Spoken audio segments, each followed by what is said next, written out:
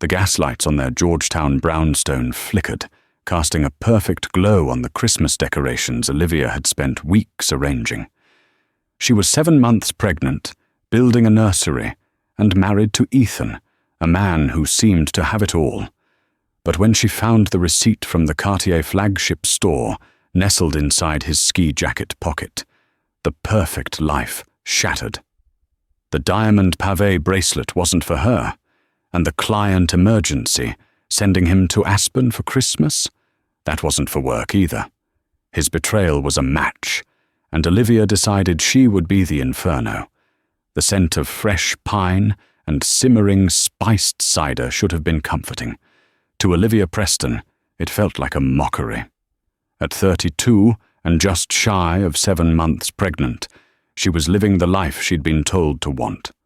Their 4-story federal-style brownstone on P Street in Georgetown was a masterpiece of restored history, a project she had poured her soul into as an interior architect. Her husband, Ethan Preston, was a rainmaker, a junior partner at Apollo Global Management, one of those monolithic private equity firms that quietly owned the world. He was handsome, lethally charming, and increasingly a stranger. "It's just the deal, Liv," he'd said 2 nights ago, his back to her as he packed a Rimowa suitcase. His suit, a deep navy Brunello Cucinelli, was already hanging in a travel bag. "The closing is in New York, and the client wants a celebration in Aspen. It's insane, I know, on Christmas Eve. But this is a 9-figure fund, darling. I have to go." Olivia had nodded, rubbing the tight swell of her belly. The baby, a girl, was kicking relentlessly, as if she, too, sensed the lie. "On Christmas, Ethan. Can't they wait?" "That's not how it works," he'd said, kissing her forehead, a gesture that felt as sterile as a handshake. "I'll be back on the 26th, I promise. I'll make it up to you, to both of you." Now it was December 23rd. He was already gone. The house felt cavernous. She was organizing the nursery, folding a tiny cashmere blanket when she decided to put his ski jacket, the one he'd forgotten in his hurry, into storage. Her hand brushed against a crisp piece of paper in the inner pocket. It wasn't a boarding pass. It was a carbon copy receipt from Cartier on 5th Avenue, dated yesterday. Her blood ran cold. The item, one Justin Clou bracelet, rose gold, pave diamonds.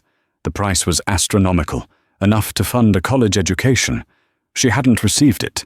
It wasn't an early Christmas present. He hadn't mentioned popping into Cartier for her. Her fingers trembled as she pulled out her laptop. Ethan was meticulous about his travel, linking everything to their shared calendar, a digital leash he'd insisted on for logistics. She opened it. The calendar was blocked out. Apollo, NYC, Aspen closing. But Ethan had a secret email account, one he thought she didn't know about. A stupid, juvenile, Ethan P. private Gmail. She'd found it written on a stray post-it months ago and filed it away, dismissing it as paranoia. She logged in. The password, pathetically, was his old college rugby number. Lions 14. It was all there. The inbox was a catalogue of his betrayal. There were no client emails. Instead, there were flight confirmations from Blade, the private helicopter service, from Manhattan to Aspen. There were dinner reservations for 2 at Matsuhisa. And there was the e-ticket. 2 tickets, in fact. Ethan Preston and Chloe Sanders. Chloe. The name hit Olivia like a physical blow. Chloe Sanders, the new, impossibly chic MBA graduate in investor relations at his firm. The one he'd called his protégé. Olivia had met her once at a company gala. All sharp angles, a predatory smile, and eyes that had lingered on Ethan just a second too long. But the final email was the one that stopped her heart. It was a reservation confirmation from the Little Nell, Aspen's most exclusive ski-in, ski-out hotel, a 5-night stay. checking in December 23rd, checking out December 28th. He wasn't in New York. He was already there. He had lied, packed his bag, kissed his pregnant wife goodbye, and flown directly to Aspen to meet his mistress, taking her on a lavish Christmas vacation funded by their joint money, and gifting her a bracelet that cost more than a car. The pine and cider scent in the air suddenly smelled like rot. Olivia sat on the floor of the nursery, next to the unassembled Boogaboo stroller, and the world tilted. For 10 minutes, she was paralyzed by a grief so profound it stole her breath. And then, the grief was gone. It was replaced by something cold, sharp, and absolutely clear. It was a boardroom-level clarity, a zero-sum game focus that Ethan himself would have admired. He hadn't just cheated. He had calculated. He had chosen to abandon his pregnant wife at Christmas. He had stolen the funds to do it. He considered her a fool. "Okay," she whispered to the silent room, her hand moving from her belly to the laptop. "Okay, Ethan. You want to close a deal? Let's close a deal." Olivia's first call was not to her mother, or even her best friend. It was to her younger sister, Sophie, a paralegal living in Chicago.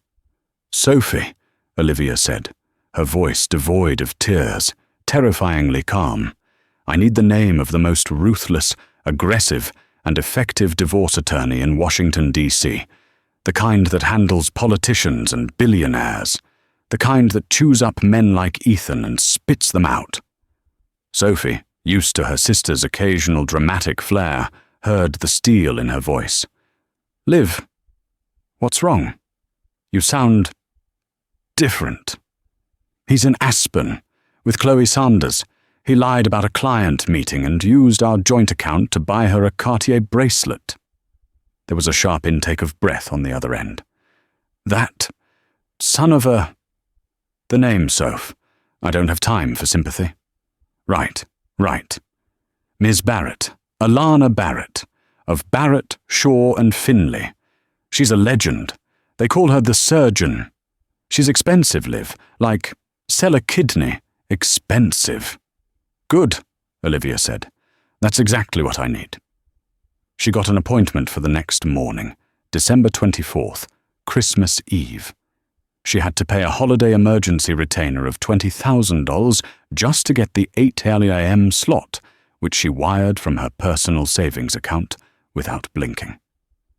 The offices of Barrett, Shaw and Finley were on K Street, a fortress of smoked glass and hushed, expensive carpet.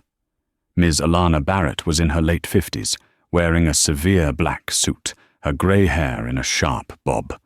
She didn't offer coffee. She didn't offer condolences. "Mrs. Preston," she began, looking at the file on her desk. "You have 1 hour. Your retainer covers this consultation and this alone. Why are you here on Christmas Eve?" Olivia laid it all out. The pregnancy, the lies, the emails, the flight itineraries, the Cartier receipt, the hotel booking. She spoke without emotion, presenting the information like a case study. Ms. Barrett listened, her fingers steepled. She didn't interrupt. When Olivia finished, the lawyer nodded once.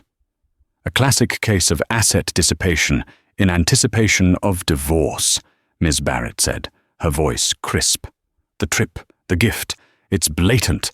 Stupid, really. But blatant. He's arrogant. He thinks you're pregnant and docile." "I am pregnant," Olivia said. "I am not docile. Evidently." Ms. Barrett opened a new file on her computer. "Okay, here's the situation. We filed today. We petitioned for an emergency ex parte order to freeze all joint assets, citing his fraudulent dissipation of funds. The judge on holiday duty, Judge Miller, hates this kind of behavior. He'll likely grant it by noon." "Good. But that's not all," Olivia said, leaning forward. "The house. The brownstone on P Street." Ms. Barrett raised an eyebrow. "A multi-million-dollar asset. In D.C., a marital property state. It will be divided." "No," Olivia interrupted. It won't. It's not marital property. It's my property. Now Miss Barrett was interested. Explain. My grandmother left it to me, and only me, in her will. The deed was transferred to my name, Olivia Ann Rowland, my maiden name, 2 years before I even met Ethan. The deed is still solely in my name. I never added him to it. And the renovations? The lawyer asked, her eyes narrowing. You renovated it together, I presume, with marital funds? We did, Olivia admitted. He put in about $800,000 from his bonuses over the last 3 years. My inheritance paid for the other $1 million in renovations. He will argue his contribution, Miss Barrett mused. His sweat equity and financial investment entitle him to a significant portion of its appreciated value. I'm sure he will, Olivia said. But what if the house was sold before he even knows we're divorcing? Miss Barrett's practiced composure finally cracked. A slow, dangerous smile spread across her face. Mrs. Preston, are you telling me you intend to sell your house on Christmas Eve? I'm telling you, Olivia said, her heart hammering, that the house is in my name. The mortgage is paid off. I am the sole owner. Can I or can I not sell my own property? Legally? Yes, absolutely, Ms. Barrett said, the gears clearly turning. It's clean. The proceeds, however, would be considered a liquid asset and would be frozen along with everything else, pending the divorce settlement where he would fight for his $800,000 renovation stake. But the house would be gone, Olivia stated. He couldn't force a sale because it would be sold. He couldn't move back in. He couldn't drag this out for years, squatting in my family's home while we fight. He would be, for all intents and purposes, homeless today. You would need an all-cash buyer and a closing immediately in the next few hours. That's impossible, Ms. Barrett said, though she looked intrigued. I think I have a buyer, Olivia said, pulling out her phone. A developer, an old friend. He's been trying to buy the house for years for a new luxury condo project.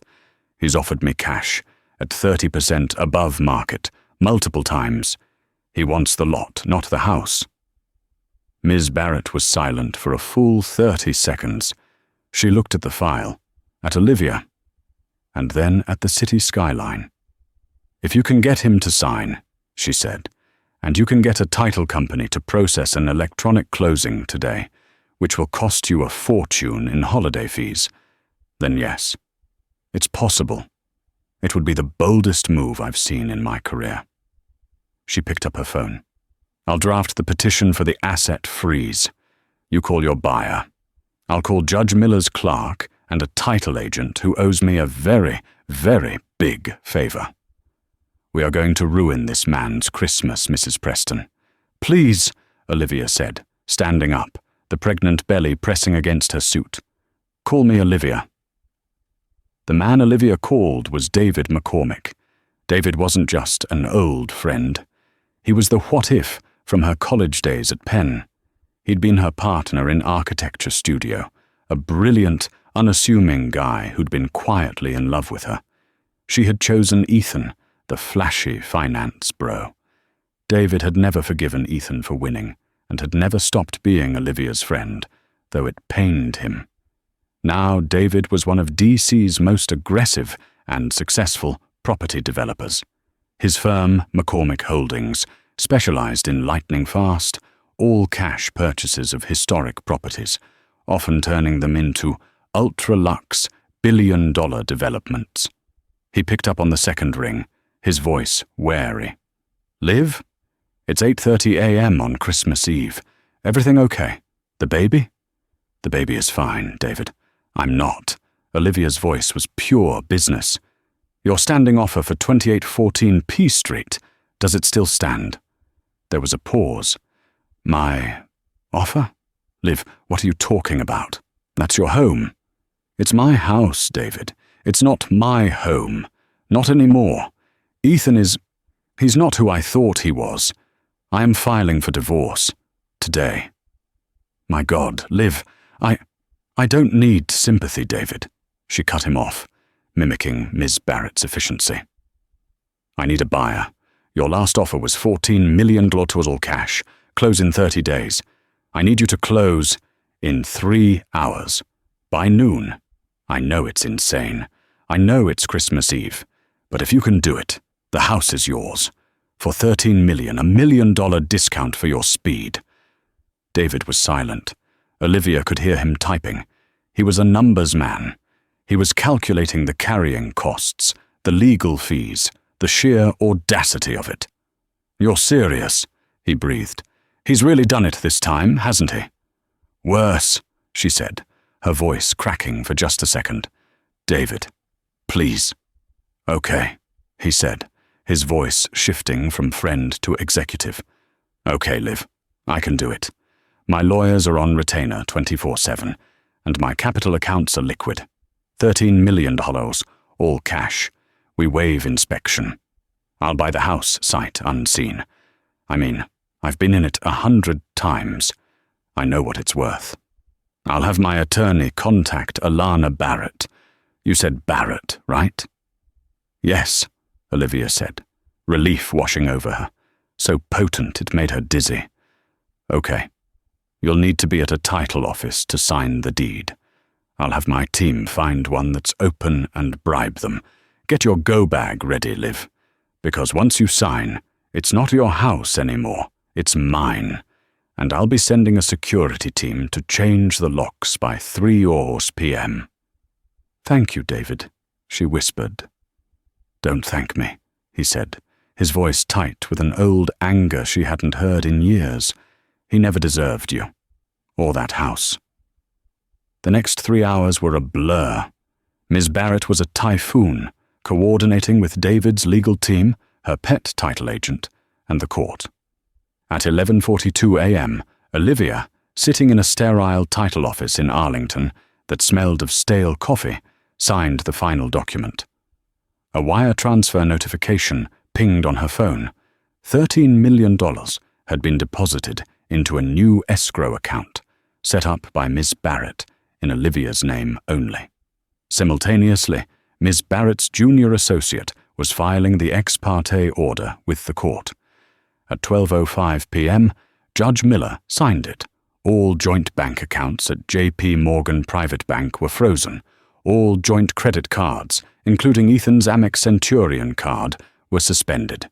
A restraining order was issued, preventing Ethan from encumbering, transferring, or hiding any marital asset. And a lien was placed on his personal investment accounts, pending a full financial disclosure. While Olivia was signing away her home, her sister Sophie was executing Phase 2. Sophie had flown in from Chicago on the first flight that morning, landing at Reagan at 10 a.m. She didn't go to the lawyer's office. She went straight to the Georgetown house. When Olivia arrived back at P Street at 12:30 p.m., a team of 20 movers from Precision Movers was already there. They were not packing. They were emptying. Sophie, what is this? Olivia asked, stunned. You're not spending your Christmas packing, Liv, Sophie said, handing her a box. We're not saving anything. Not the restoration hardware sofa he loved. Not the 1,000 thread count sheets. Not his wine collection. Nothing. What? What are we doing with it? The movers are taking it to a donation center. All of it. The furniture, the rugs, his suits, the Peugeot salt grinders. Everything. You, me, and the baby are starting over. We're walking out of here with your personal documents, your clothes, the nursery furniture, which I bought, thank you very much, and your grandmother's portraits. That's it. Olivia looked at the organized chaos. Men were wrapping Ethan's precious Bang & Olufsen speakers. But the clothes, his suits, gone, all of it. I emptied his closet first, Sophie said, her eyes glinting. By the time he gets back, this place will be a shell. David's security team can lock it up, and his demolition crew can have at it on the 26th. For the first time, Olivia laughed. It was a raw, aching sound, but it was a laugh. She grabbed a box and walked into the kitchen. "Leave the divorce papers," she said, "on the island, and the Cartier receipt. Tape it to the top." By 4:00 p.m. on Christmas Eve, it was done. The house at 2814 P Street was a hollow drum. The movers were gone. The floors, recently shined for Christmas, were now scuffed and marked, echoing with every footstep. All that remained was the smell of pine from the drying-out Christmas tree in the living room, now stripped of its ornaments. Olivia and Sophie stood in the grand, empty foyer. Sophie was handling their suitcases. Olivia walked, one last time, through the rooms. She walked into the nursery. The bugaboo box and the rocker were gone, on a separate truck Sophie had arranged, bound for a storage unit. The walls, painted a soft ballerina pink, were bare. She felt a pang, not for Ethan, but for the idea of the life she had been building, the fantasy of the perfect family, bringing a baby home to this perfect house. It had all been a lie. The house wasn't a home. It was a stage set for a play Ethan had been performing. "Liv, we have to go," Sophie called gently. "Our flight to Charleston leaves at 6:15. "Charleston? You're staying with me for a while. I rented a house for us on Rainbow Row. We're going to eat biscuits and get you a new lawyer down there. You're not staying in his city." Olivia nodded. She walked to the kitchen island, a massive slab of Calacatta marble. On it sat a single, pristine, white envelope from Barrett, Shaw, and Finlay. Taped neatly to the front was the pink Cartier receipt. She placed her keys, the keys that no longer worked, on the counter next to it. "Okay," she said. "I'm ready?"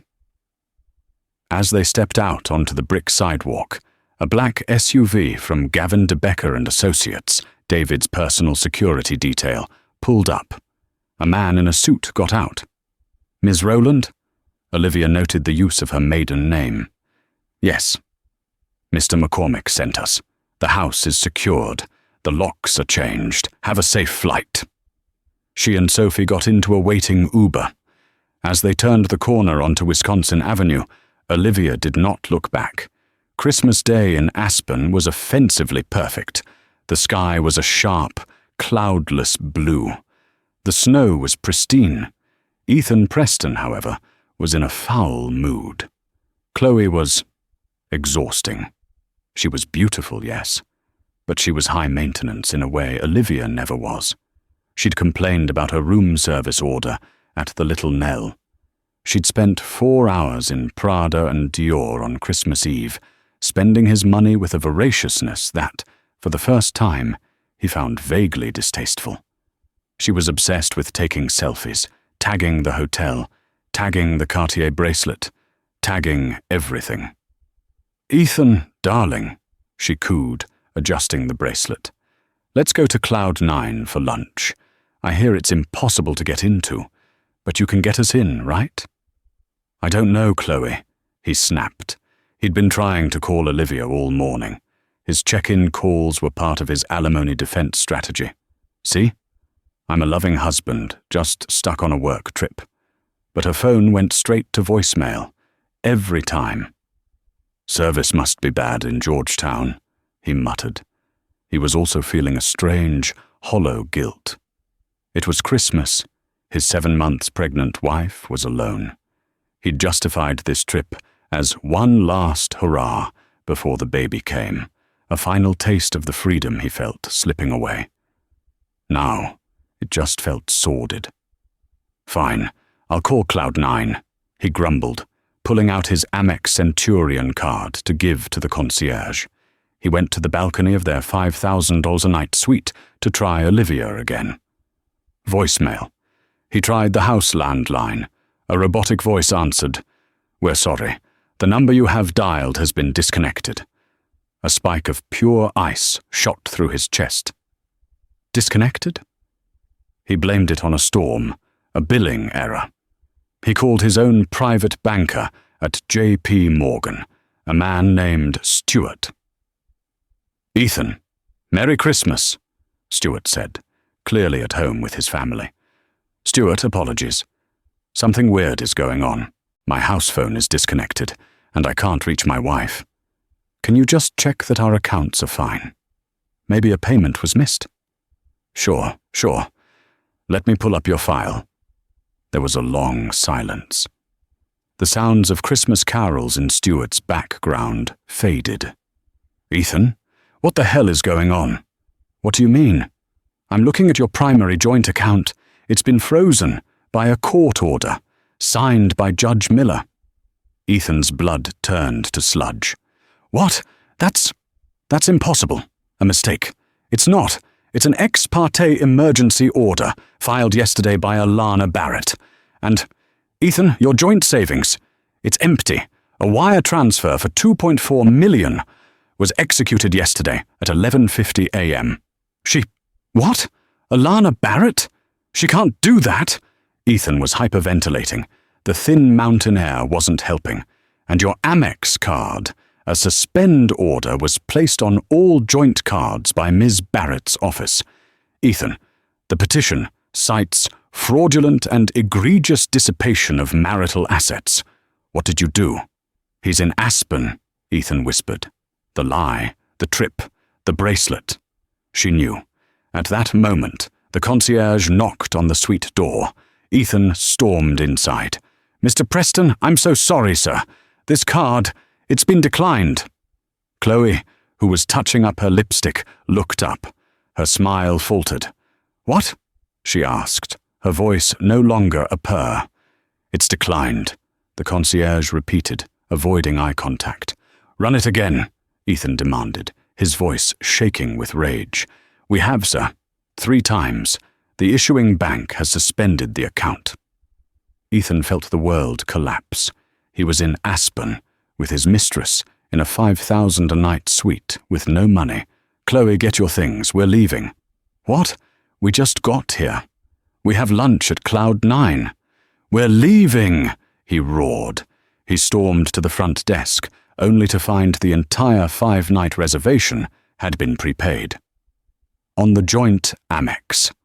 The charge, however, was now being disputed by Ms. Barrett's office. The hotel manager, a frosty Swiss man, informed Ethan that he was liable for the full amount, plus the Matsuhisa dinner and the Cartier charge, all of which were now bouncing. He had to use his emergency corporate card, the one he was never supposed to use for personal expenses, to book a one-way flight out of Aspen. Not on a private jet. He flew coach on United with a layover in Denver. Chloe, upon realizing the money fountain was dry, had a screaming fit in the Little Nell lobby. She didn't go to the airport with him. She stayed, likely already texting her next prospect. Ethan Preston, master of the universe, landed at Dulles Airport at 11 p.m. on Christmas night, humiliated, panicked, and absolutely incandescently furious. He took a taxi. He couldn't even use Uber Black. The 40-minute ride from Dulles to Georgetown was a blur of frantic, failed calls. He called Olivia. Voicemail. He called Ms. Barrett, leaving a string of profane, threatening messages. He called his own lawyer, a corporate shark who knew nothing about divorce. When the cab pulled up to 2814 P Street, Ethan's rage choked him. There was a Sotheby's "Sold" sign hammered into his frozen front lawn. Sold. "No," he whispered. "No, no, no." He ran to the front door, shoving his key into the antique brass lock. It didn't turn. He pushed. It was solid. He tried his key again. It wouldn't even go in all the way. The locks were changed. "Olivia!" he screamed, pounding on the heavy oak door. "Olivia, you open this door right now. This is my house. I'll have you arrested." His only answer was the echo of his own voice on the cold, empty street. He ran to the side of the house, to the narrow alley that led to the kitchen door. He picked up a loose brick from the pathway, a brick he had chosen, and without a second thought, smashed the glass panel on the kitchen door. He reached inside, unlocked it, and tumbled into the house, breathing heavily. Olivia!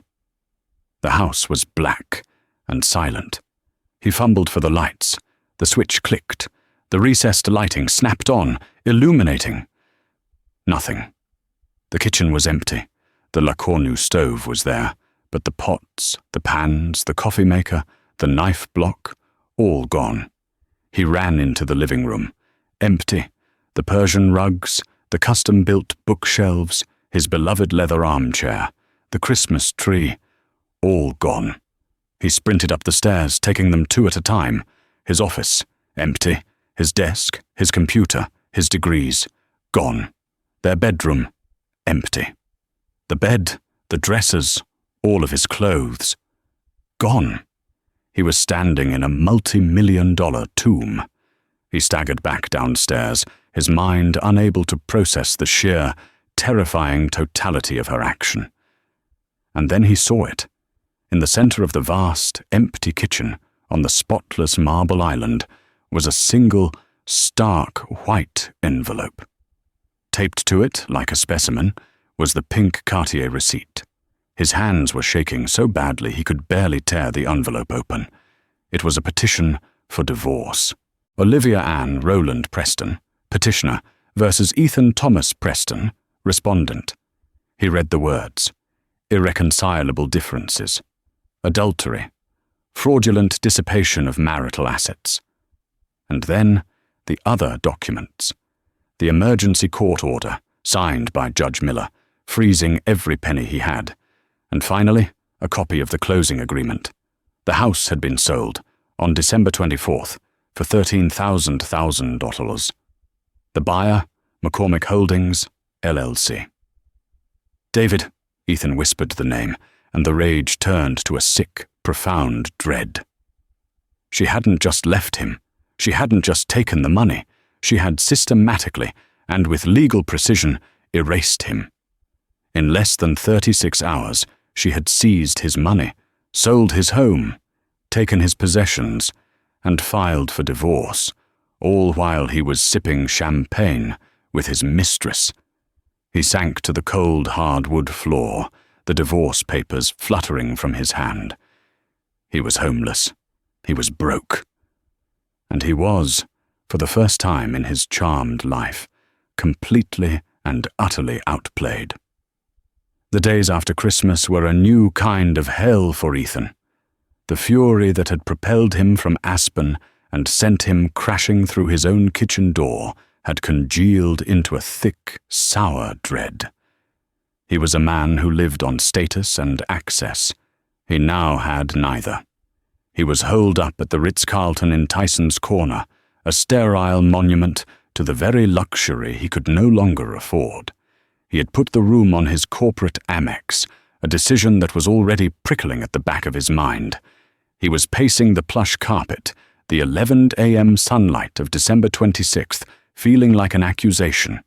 His first call was to Matthew Cole, his corporate lawyer, a shark who specialized in mergers, not marriages. "She can't do this, Matt," Ethan yelled into the phone, his voice hoarse from the previous night's screaming. "She can't sell the house. It's marital property. I put almost $1 million into it. I want you to sue her, sue the buyer, and reverse the sale, now." Matt, who billed $200 an hour to intimidate CEOs, sounded deeply uncomfortable. "Ethan, I got the file you sent over. I've looked at the petition and the documents from Barrett's office. It's bad." "What do you mean, bad? Just fix it." "I can't fix it," Matt said, his voice flat. "The house. She's right. The deed was solely in her name. It was and is her separate property. The sale is legal. It's done. It's ironclad." "But my money," Ethan roared. "My $800,000, my contribution." "You have a claim," Matt corrected, the legal distinction landing like a blow. You have a claim for your $800,000 renovation contribution. You don't have a right to it. We will argue for that in the divorce, that your contribution increased the value. But Ethan, you're not getting the house back. Ever. Ethan sank onto the edge of the king-sized bed, the room tilting. And the asset freeze? He whispered, dreading the answer. She stole $2.4 million from our joint savings. That's theft. That's the part where you really screwed yourself, Matt said, all pretense of sympathy gone. Barrett is arguing fraudulent and egregious dissipation of marital assets. The Aspen trip you lied about, the Blade helicopter tickets, the little Nell suite, the Cartier bracelet, they're the justification for the emergency ex parte order. You didn't just give Olivia a reason to leave, Ethan. You handed Alana Barrett the legal weapon to freeze every penny you have. The Cartier receipt wasn't just a mistake. It was the bullet. You handed it to them. Ethan was silent. He, the deal-maker, had been out-negotiated. So what do I do? He finally asked, his voice small. You show up to the deposition. You beg for a settlement. And you pray. And Ethan, don't call me again. This is a divorce matter. You need a family lawyer. You're out of my league. The line clicked dead.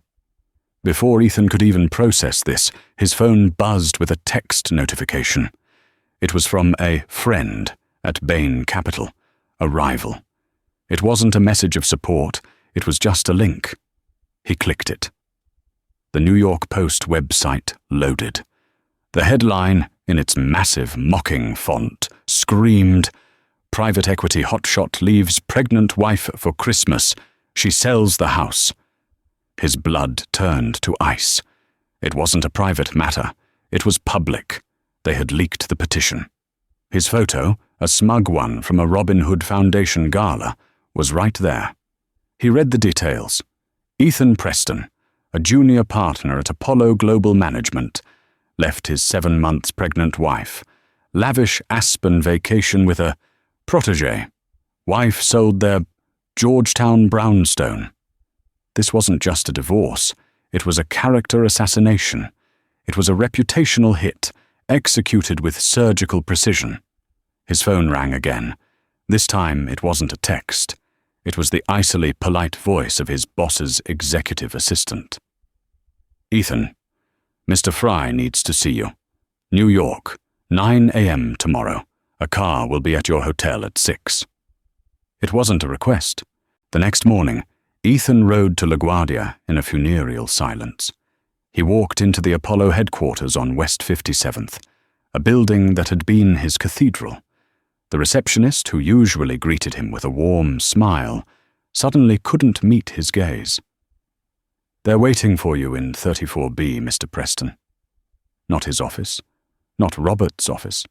A sterile HR conference room. He walked in. His boss, Robert Fry, was there, his face carved from granite. With him was Catherine Vance, the global head of human resources, a woman who only appeared for hirings and firings. "Ethan," Robert said, his voice flat. He didn't say, "Sit down." "This is a disaster." "Sir," Ethan began, his voice shaking, "it's a private matter. My wife is... she's unstable. She's vindictive." "Save it," Robert cut him off. "We don't care about your divorce. We care about the J.P. Morgan accounts being frozen. We care that our firm's name is in the New York Post, attached to the words fraudulent dissipation. We care that you are now a public liability." Catherine Vance slid a folder across the table. "We also care about this.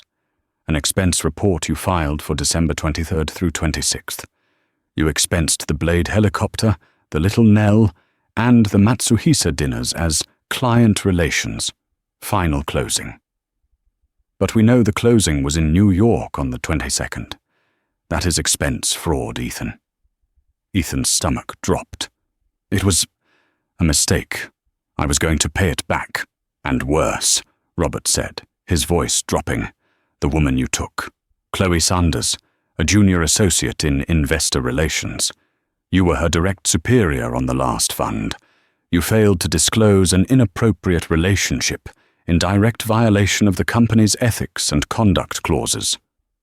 This was it. The real kill shot. The affair wasn't the problem. The illegality was. He hadn't just been a bad husband. He'd been a stupid, reckless employee. He'd exposed the firm to liability. As of today, Catherine said, her voice devoid of any human emotion, Ms. Sanders is no longer with the firm, and you, Ethan, are on indefinite, unpaid administrative leave, pending a full internal audit of your expense reports for the last 3 years. You will be escorted to your office to collect your personal effects. Your building access, email, and all firm accounts are suspended, effective immediately. He was being fired.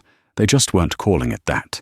He was being sidelined, his access revoked, his reputation torched.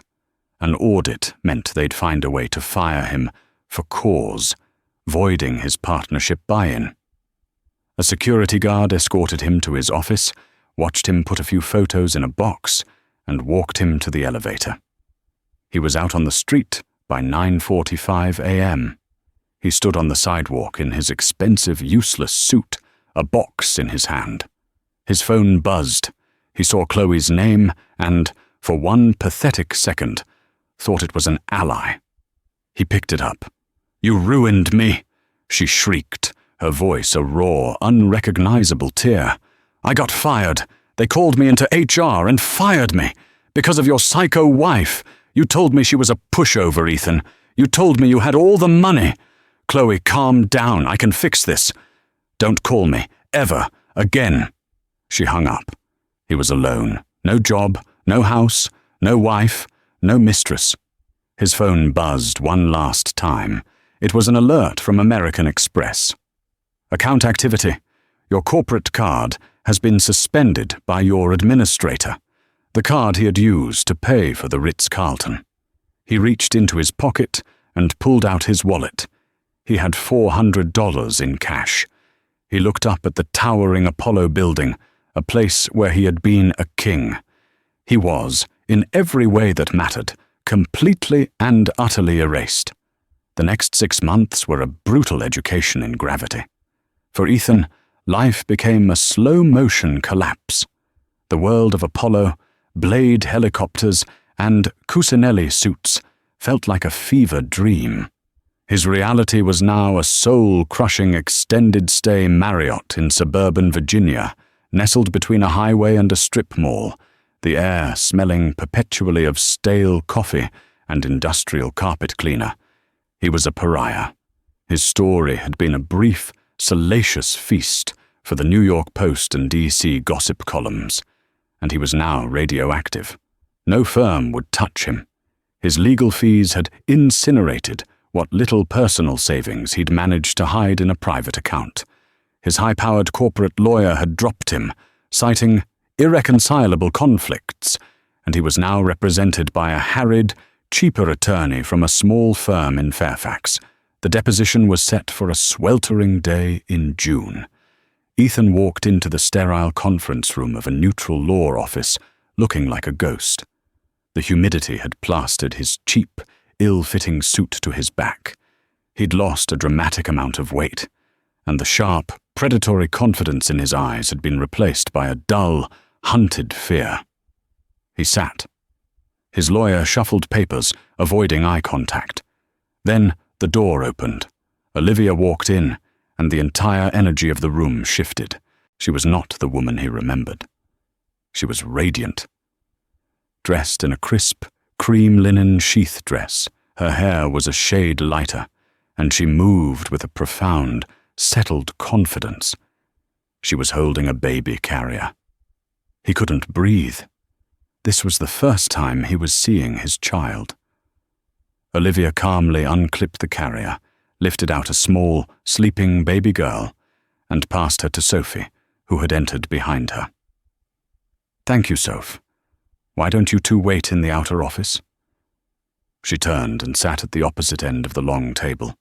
She placed her bag down, opened a file, and then, for the first time, she looked at him. There was no hatred, no anger, no pain. There was just nothing. It was the indifferent gaze one might give a piece of furniture. That, more than any scream, undid him. Miss Alana Barrett, looking as sharp and severe as ever, began. "Let us begin. Mr. Preston, my client has generously agreed to mediation to finalize this division of assets, though given the circumstances, she is not required to. We are here to discuss your counterclaims." Ethan's new lawyer, a man named Peters, cleared his throat. "My client, Mr. Preston, has a significant claim. We'll start with the P Street house. He contributed nearly $1 million, $800,000 to be precise, to the renovation." Ms. Barrett smiled. It was not a nice smile. "Mr. Preston, let's talk about that $800,000. You claim this as your contribution. Can you provide receipts for that?" "It came from my bonuses," Ethan said, his voice raspy. "Yes, bonuses that were deposited into a joint checking account, correct?" Ms. Barrett slid a bank statement across the table. "An account to which my client, Ms. Rowland, also contributed her own 6-figure salary for 2 years before she left her job to manage the 18-month renovation, a full-time job, I'd argue, and ultimately to carry your child. So one could argue that was marital money, not your money, used to upgrade a property that was her separate and sole asset." I paid for the house," he mumbled, a pathetic echo of his old self. "You paid for upgrades," Ms. Barrett corrected, her voice like a scalpel. "Upgrades to my client's ancestral home, which she has now, quite legally, sold. We are prepared to offer you $50,000 for your trouble as a nuisance fee." "50,000!" Ethan exploded, finding a spark of his old rage. "That house was my life. She stole my life." His voice hung in the air. Olivia, who had been quietly taking notes, finally looked up. Her voice was cold, clear, and cut straight through his self-pity. "You built a life based on lies, Ethan. I just cleared the ledger." Ethan flinched as if struck, but Ms. Barrett wasn't done. She had saved the real twist for last. "Now," she continued, "let's move to your second claim. You have filed a petition for 50% of the $2.4 million my client transferred from the joint account on December 24th, correct? You've termed this theft." "Yes," Ethan said, leaning forward. "It was our money. She emptied our savings." "Was it?" Miss Barrett asked, her voice dropping to a theatrical hush. She calmly produced a second, massive binder, dropping it on the table with a heavy, definitive thud. "This," she said, "is a full financial audit of my client's inheritance and the loans made from it. Let's start with Exhibit A, a wire transfer from May 10th, 3 years ago. It's a transfer of $1.5 million from my client's separate inherited trust fund to you, personally, so you could meet the capital buy-in for your partnership at Apollo." Ethan froze. His blood ran cold. That was a gift." "Was it?" Ms. Barrett smiled. "Let's turn to Exhibit B, a signed and notarized loan agreement, dated the same day, outlining a 5-year repayment schedule at 4% interest, an agreement you have been in default on for 2 years. Do you recognize your signature, Mr. Preston?" He looked at the paper. It was his signature. He remembered it now. A formality. "Just for her family's records," she had said. "And it gets better," Ms. Barrett continued, flipping a page. "We also have records of an additional $900,000, also from her trust, used over the last 4 years to pay off your remaining graduate school loans and to cover the down payment on your Porsche 911. That comes, by my math, to a debt of $2.4 million, the exact amount she transferred on Christmas Eve. The room was silent. Ethan's lawyer, Peters, was staring at the documents, his face pale. He had been blindsided.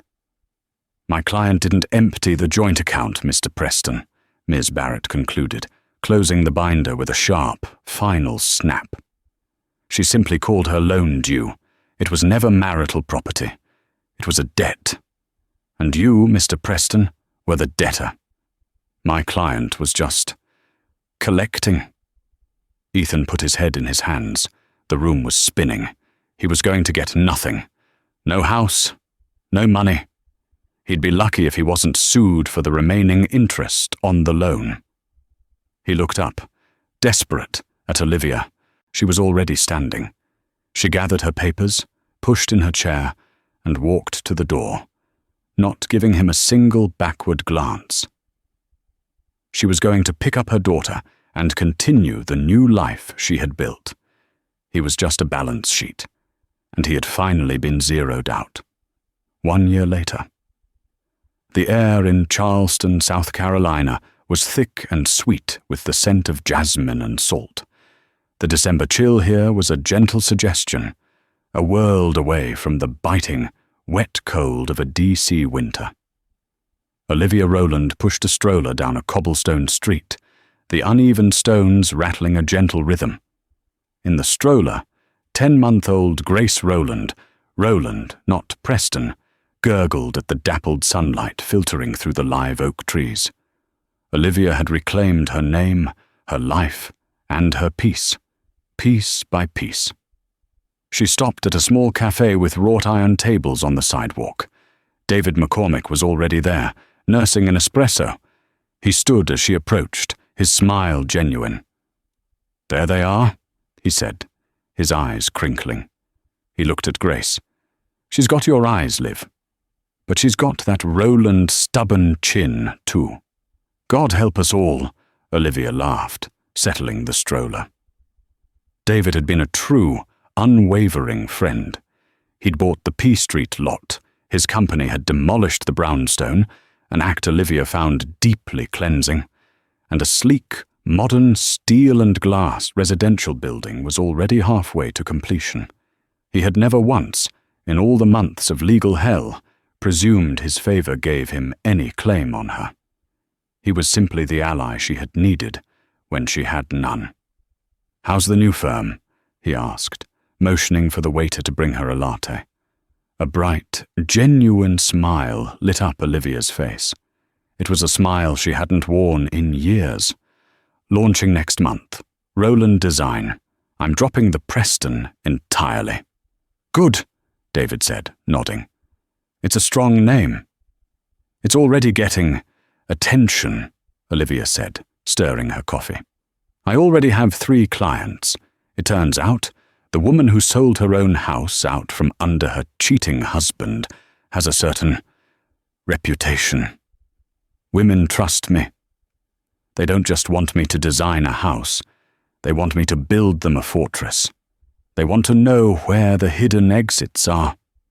"I always knew you were the brilliant one," David said softly. "I'm just glad it's over," she sighed, the words carrying the weight of a year-long battle. The divorce was finalized last week. He didn't contest the final settlement. Ms. Barrett left him with no grounds, no money, and no leverage. It's done. "And him?" David asked, his voice carefully neutral. "What is he doing now?" The scene dissolves, the warm Charleston sun replaced by the sterile, fluorescent hum of a WeWork in a soul-crushing office park in Reston, Virginia. Ethan Preston sat at a generic hot desk, a flimsy laptop open in front of him. His suit, once a Cusinelli uniform, was a wrinkled, off-the-rack purchase from a department store. He'd lost the sharp, predatory gleam in his eye. Now, he just looked tired. He was cold calling, trying to scrape together clients for Preston Capital Partners, a one-man consulting firm that was, in reality, just a name on a cheap business card. Yes, hello, I'm calling for... Yes, I'll hold. The hold music was a tinny, synthesized version of a pop song. He looked out the window at the endless grey parking lot. He was nobody. A ghost in a cheap suit, haunted by the life he had so arrogantly, so stupidly, burned down for a ski trip and a bracelet. He would be paying off his legal debts for a decade. His name was mud at every major firm. He was a cautionary tale. Back in Charleston, Olivia laughed at something David said, a full, free sound that carried on the warm breeze. She looked at her daughter, her heart aching with a fierce, protective love. She had her daughter. She had her inheritance. She had her new business. She had lost a husband and a house that had been built on a foundation of lies. But in the fire, she had gained back her entire life. She had, in the end, closed the most important deal of all. Olivia's story is a chilling but powerful reminder that a perfect life can often be a perfect lie. It's a story of devastating betrayal, but also one of incredible strength. She turned her deepest wound into her most powerful weapon, using the very tools of a cold, calculated world, lawyers, finance, and real estate, to reclaim her freedom and build a new future for herself and her child. She proved that the person you think is a victim might just be a warrior waiting for a reason. What did you think of Olivia's revenge? Was it brilliant justice or a step too far? Let us know your thoughts in the comments below. If you were gripped by this story, please hit that like button, share it with someone who needs to hear it, and make sure you subscribe to our channel for more true life dramas every week.